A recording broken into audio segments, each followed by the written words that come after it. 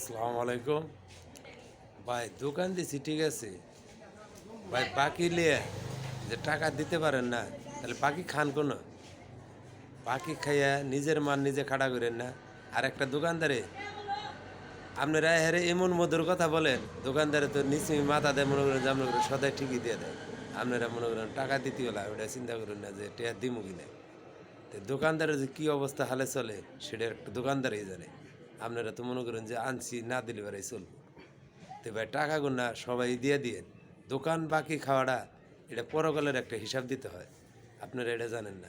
একটা দোকানদারে কোনো দিন হিসাব জীবনেও দিতে পারবো না, অথবা কাস্টমারের জীবনটা বইরেও হিসাব দিতে হবে যে মানুষের বাকি আনছি, টাকা দিতে পারিনি। এক এক দোকানদারে যখন তখন মৃত্যু করতে পারে, তখন আপনি টাকাটা কার কাছে দেবেন? তখন জীবনেও কোনো সময় তার কাছে টাকা দিতে হবে না। এই জিনিসটা চিন্তা ভাবনা করেছিলেন, সবার টাকা দিয়ে দিন। আসসালামু আলাইকুম।